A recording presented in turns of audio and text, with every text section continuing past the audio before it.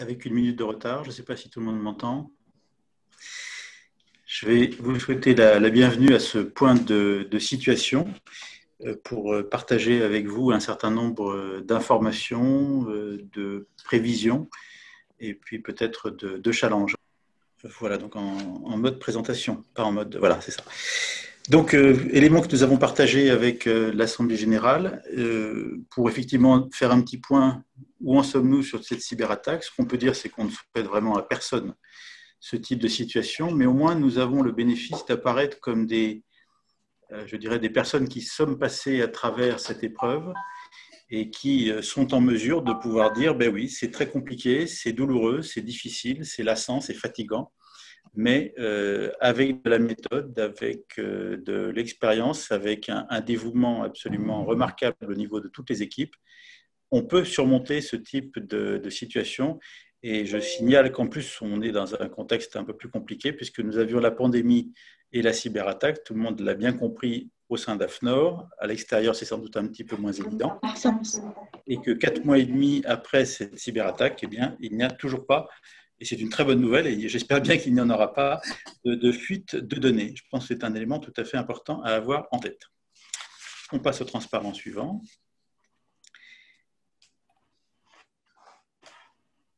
Si la régie veut bien. Voilà. Et donc, ce qui a quand même gouverné nos actions collectivement, c'est d'abord de tenir nos engagements contractuels, engagements également aussi moraux, en termes d'information de nos clients et de nos partenaires, des conséquences des décisions qu'on a été amené à prendre et qui se sont finalement confirmées comme ayant été des bonnes décisions compte tenu de la nature de la cyberattaque. Donc, nous avons prévenu, nous avons communiqué de manière régulière, tous ensemble. Vous avez communiqué auprès de vos clients, de nos clients, auprès de vos collègues, auprès de nos fournisseurs. Et je crois que c'est un élément tout à fait important pour la crédibilité de la démarche d'AFNOR dans ce type de circonstances. Avec en plus de ça un certain nombre d'autres actions qui ont été et en l'occurrence, alors il semblerait, il y a un message disant que le nombre de connexions semble limité à 500. En principe, moi j'ai un full. Bon, ben, j'espère que ce n'est pas tout à fait le cas. De toute manière, sinon c'est enregistré et ça permettra peut-être de poursuivre. Il faut qu'on trouve, enfin, on est en train de regarder pourquoi on est limité à 500. Il faut qu'on trouve la licence qui est une autorisation 2000. Voilà, c'est vraiment du live. Donc, je mesure ce que c'est que la solitude du présentateur de télévision sur un plateau quand on lui explique simultanément que le bobino numéro 1 ne passera pas au début et que simultanément, il y a un problème sur le nombre de personnes connectées simultanément. Voilà, on va néanmoins continuer pour ne pas perdre de temps.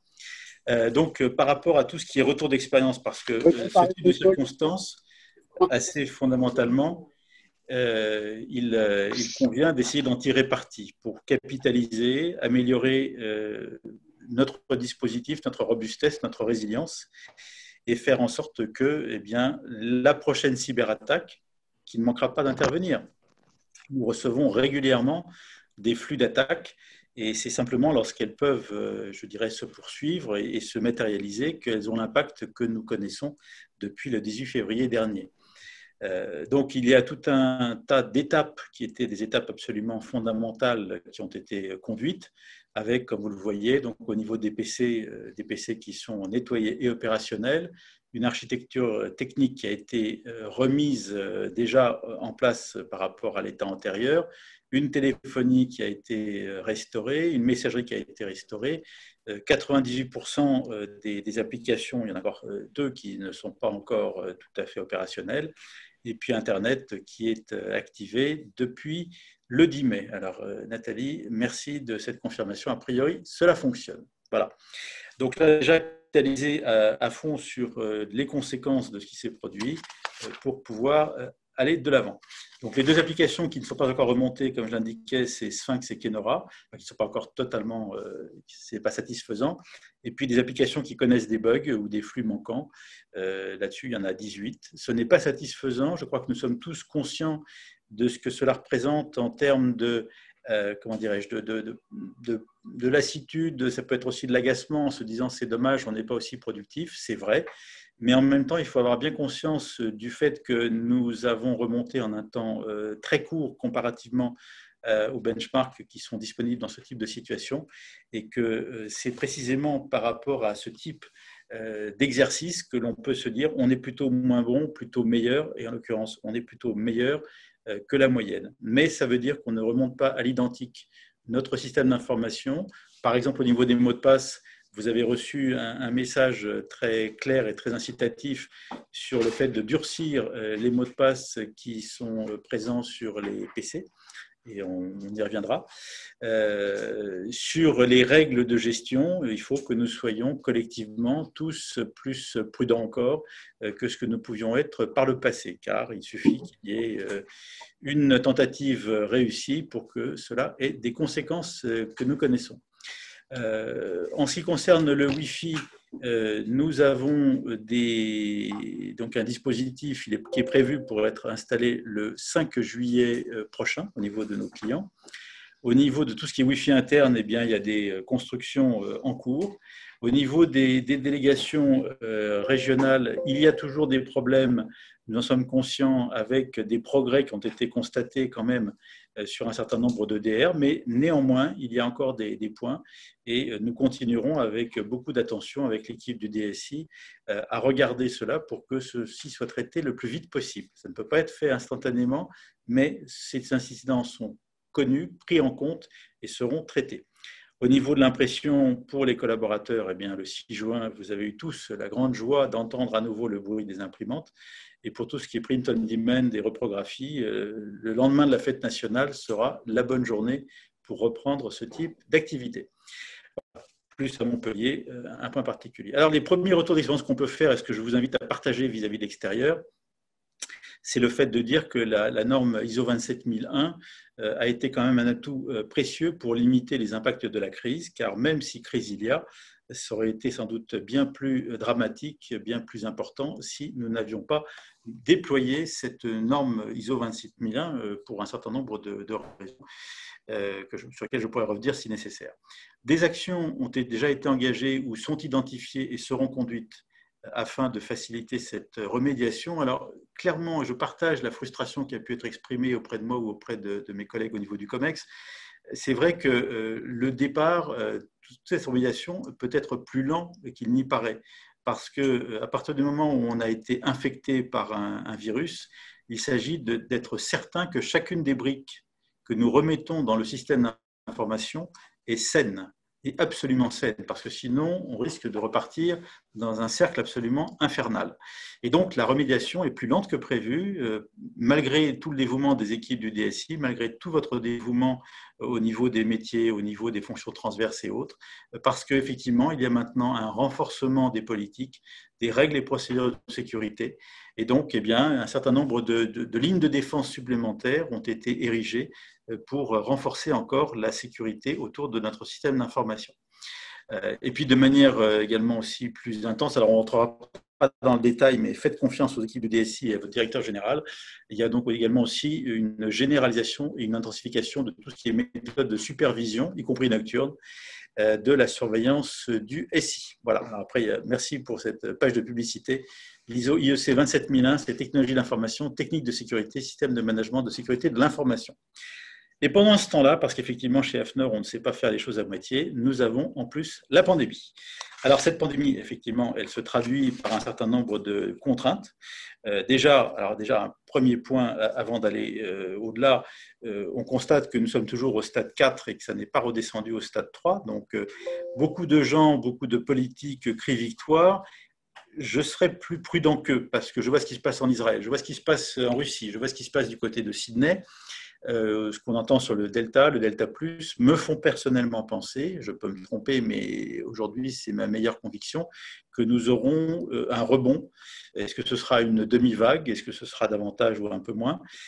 Nous aurons certainement un rebond fin août, début septembre. Ça, je crois que c'est un point qu'il faut intégrer.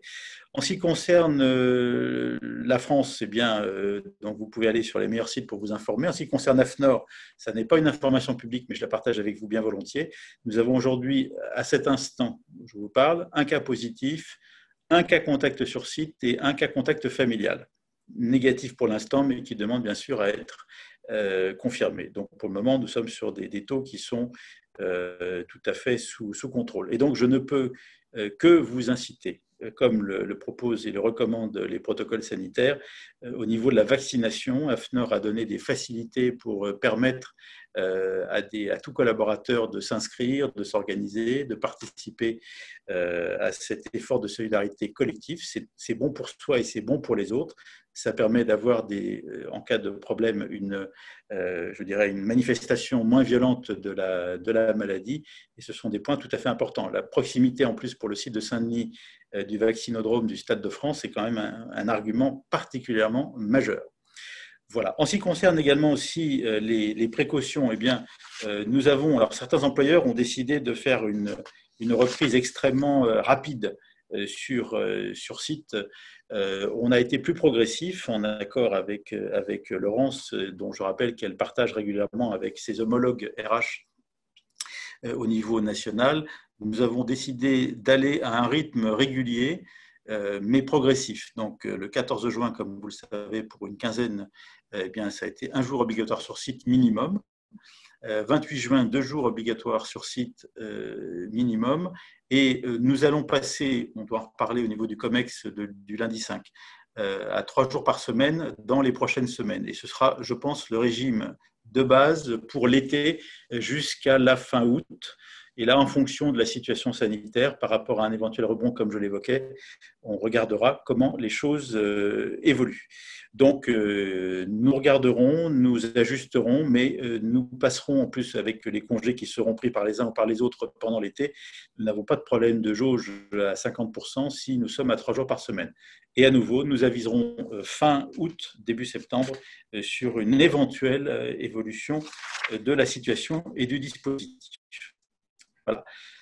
En même temps, pour reprendre les formules de certains politiques, eh bien, nous avons quand même conduit tout ce qu'il fallait conduire. Déjà, les payes ont été réalisées et à nouveau, je tiens à le souligner, dans des conditions extrêmement défavorables pour le paiement suite à tout ce qui était cyberattaque. Eh bien, les payes ont été régulièrement mises en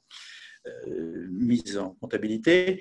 Nous avons également négocié un peu plus tardivement que d'habitude, mais on était un peu pris par ailleurs, donc la politique salariale a fait l'objet d'une négociation et donc ça a été réalisé au mois de juin.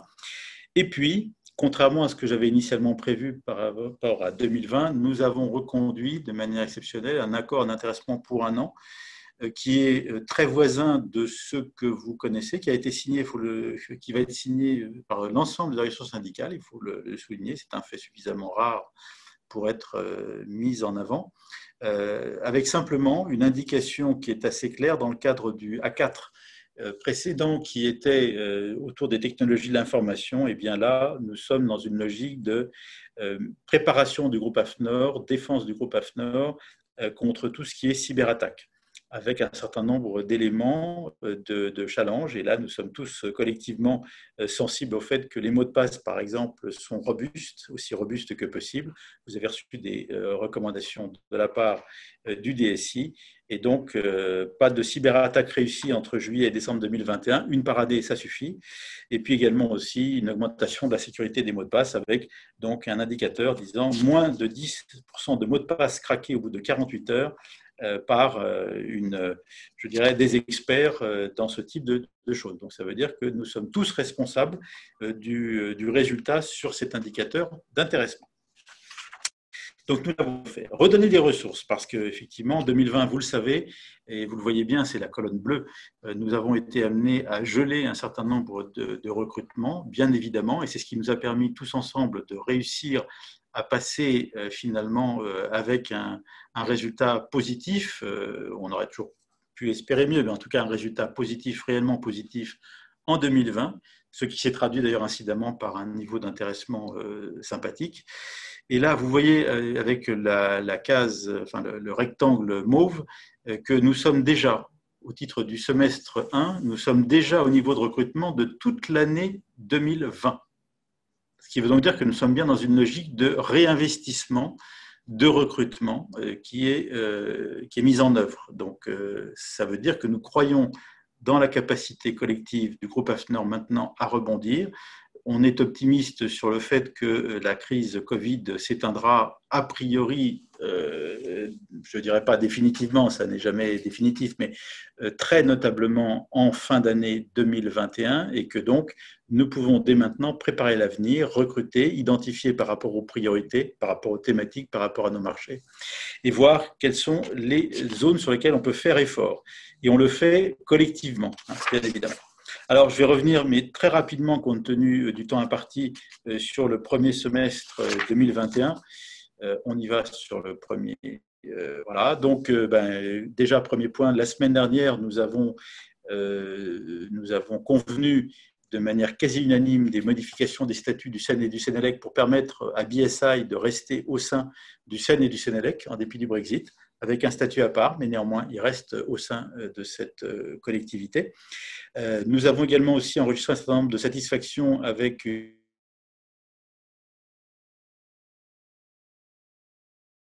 dans le cadre des grands défis en matière d'intelligence artificielle, dans le cadre des programmes d'investissement d'avenir, en matière de blockchain. En matière de finances durables, il y a eu beaucoup d'efforts. On a été un peu déçus parce que nous n'avons pas été aussi écoutés que nous aurions souhaité l'être. Et finalement, c'est le Canada et le Royaume-Uni qui vont plutôt prendre le leadership au plan international. En matière d'égalité femmes-hommes, nous avons travaillé et nous publions une AFNOR-SPEC dont le but est également d'être porté avec le plein soutien gouvernemental au niveau international comme norme internationale le moment venu. Ça n'est pas gagné, il y a une consultation qui est en cours qui se terminera le 4 août et nous sommes certains que nous avons le plein soutien du ministère des Affaires étrangères et des Affaires européennes. Et puis enfin, votre serviteur, mais je considère que c'est un hommage à la valeur de toutes les équipes du côté de l'UAN comme du côté de l'UAE. J'ai donc été nommé avec effet au 1er janvier 2022 vice-président policy du CEN et je succéderai à mon collègue allemand Christoph Winterhalter. Alors, pour bien dissiper soit tout doute, soit tout espoir, c'est en plus de mes fonctions de directeur général. Voilà, on passe au transparent suivant. AFNOR Édition, bien sûr, a été très, très active puisque nous avons développé dans le domaine de l'installation électrique des applications pour accéder en situation aux informations normatives. Et puis, par ailleurs, nous avons des projets qui sont tout à fait cohérents avec ce qui se passe au plan européen ou au plan international en matière de normes augmentées pour amener de la valeur autour du décryptage de la norme. AFNOR Compétences a été très actif également avec la poursuite de l'effort sur le distanciel, avec des classes virtuelles, avec de l'e-learning asynchrone. Donc, c'est une évolution complète qui s'est produite dans le courant de l'année 2020, qui s'est confirmée dans le premier semestre 2021. Par rapport à cela, de nouvelles gammes, comme vous pouvez le constater, des offres dans des domaines et des thématiques tout à fait prometteuses, et puis des gammes qui connaissent de bonnes croissances, comme l'énergie, le développement durable, etc. Et puis enfin, puisque nous avons un cadre réglementaire au niveau national, le renouvellement des certificats France Compétences qui est en cours. Au niveau de la certification, on y arrive. Il y a un petit temps de transition. Voilà, donc des grands sujets qui sont tout à fait importants. La confiance numérique, je pense que maintenant, si nous étions déjà sensibilisés, maintenant nous sommes totalement convaincus de l'importance de toute action dans ce domaine-là. Et maintenant, nous sommes des témoins d'une légitimité incontestable. Nous avons déjà également aussi conduit un certain nombre d'entretiens pour convenir avec les politiques publiques qu'il pouvait y avoir un outil au niveau de la certification pour faciliter, pour développer leurs approches. Nous avons aidé dans le cadre du programme Excel une filière nucléaire qui est en train d'essayer de se redoper dans un contexte qui n'est pas facile. Et je tiens à remercier et à féliciter les équipes d'assurance-certification. Compte tenu de la cyberattaque, les accréditations COFRAC ont été non seulement confirmées, mais même dans des conditions encore plus positives que d'habitude. Alors, ça ne veut pas dire qu'il faut des cyberattaques pour que ça se passe bien, mais en dépit de la cyberattaque, ça s'est même encore mieux passé que d'habitude. Au niveau international, les conséquences du Brexit, c'est qu'il n'y a plus de marque HCE au niveau du Royaume-Uni, mais par contre, il y a un système UKCA qui se veut un peu l'équivalent du marque HCE, et donc notre filiale anglaise est en train d'obtenir cette accréditation. Nous avons renouvelé, après moult discussions longues, difficiles, courtoises bien sûr toujours, mais parfois tendues, notre partenariat sur le marché chinois, et puis nous avons renforcé, c'est un point tout à fait important, le référencement international, c'est-à-dire que ces clients grands comptes référencent un certain nombre de certificateurs, et c'est parmi ces quelques certificateurs référencés que les consultations seront lancées. Et donc bien évidemment, et ça je crois que c'est un point très important sur lequel je vais revenir, en étroite collaboration avec AFNOR Certification.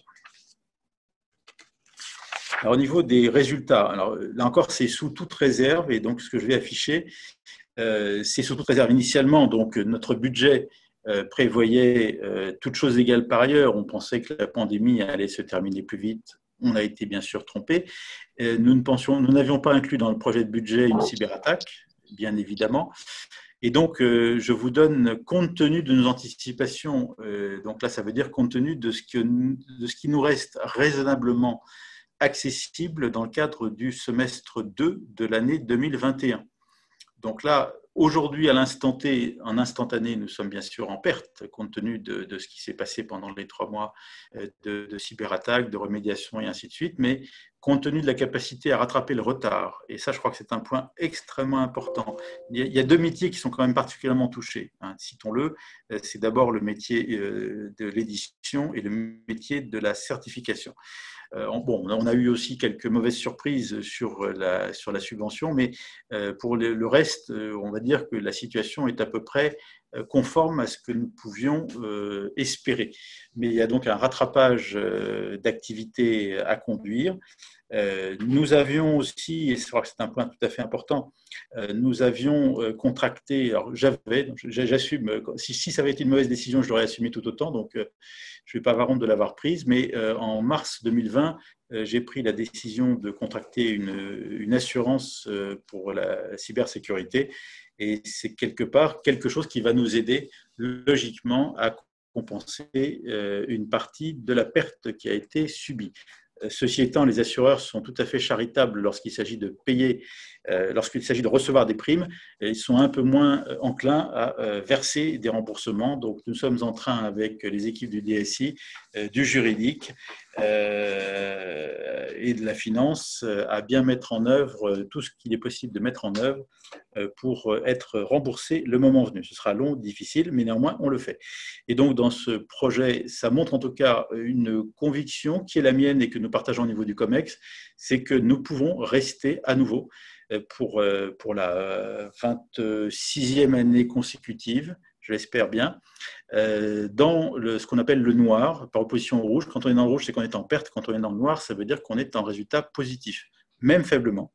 Et c'est le défi que je nous propose. Donc ça veut dire c'est faisable, j'en suis absolument convaincu.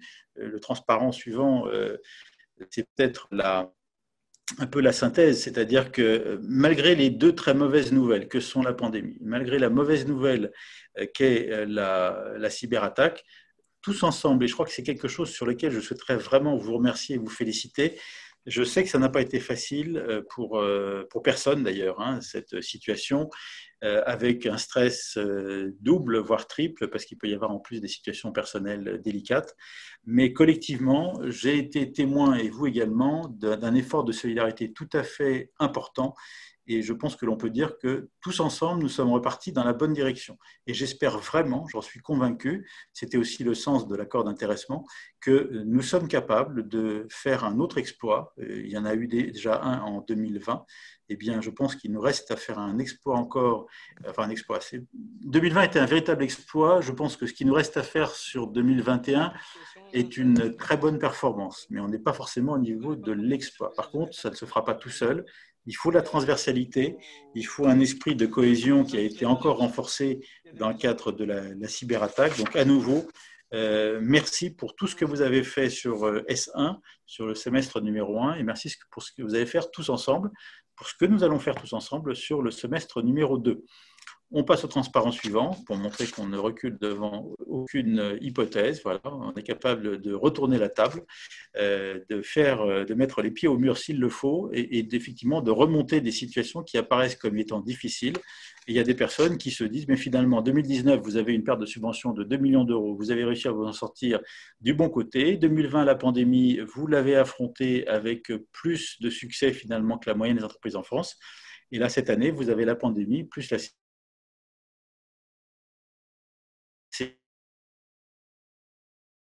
toutes les équipes qui sont autour de cette visio en sont des acteurs tout à fait déterminants.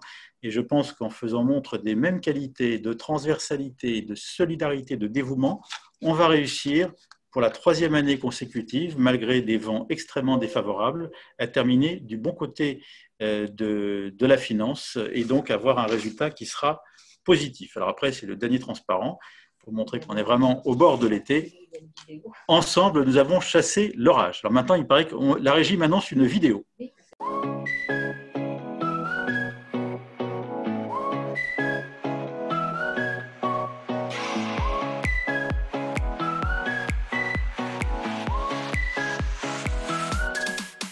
On a fait la démonstration de sa capacité d'adaptation et d'innovation dans un contexte totalement inédit qui est cette pandémie Covid-19. Je voudrais souligner la performance exceptionnelle réalisée par les équipes d'AFNOR. Donc, je voudrais remercier à la fois la direction et tout le personnel d'AFNOR parce que non seulement, comme je disais tout à l'heure, ils ont été résilients et innovants, mais en plus, ils ont réussi à obtenir ce résultat que vous venez de voir, qui était totalement inespéré au début de la crise pandémique, quand toute l'économie mondiale s'arrête. Espérer faire ce genre de résultat, c'était totalement inespéré. Donc bravo à toutes et à tous. AFNOR se prépare un nouvel exploit cette année, c'est-à-dire de revenir à l'équilibre malgré cette tempête de début d'année.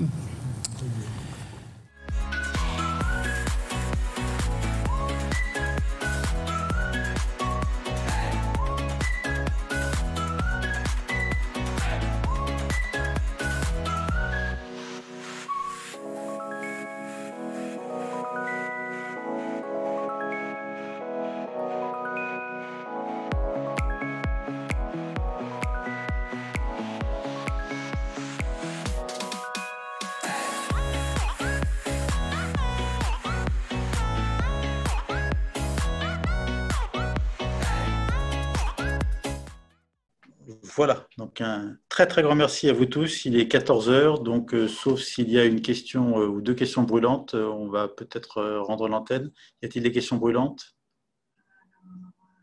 Les chiffres des vaccinés sont-ils suivis au sein de l'AFNOR? Non, c'est illégal. Personnel. On n'a pas le droit de suivre les vaccinés, c'est illégal, et donc si c'est illégal, on ne va pas le faire. Voilà, mais par contre, on incite, comme on le fait, chacun à se faire vacciner, chacun et chacune, bien sûr. Que j'ai pour le moment. Voilà, Fédéris, on en a parlé. Donc voilà. Bon, eh bien écoutez, vraiment, à nouveau, un grand merci pour tout ce que vous avez fait. J'en ai été témoin, j'ai été témoin de très très belles situations de solidarité, d'abnégation. Bravo à tous et à toutes. Et puis on va montrer à tous ceux qui sont incrédules encore que nous allons nous sortir de cette situation et que le semestre numéro 2 sera un bon semestre, un très bon semestre. Merci à toutes, merci à tous.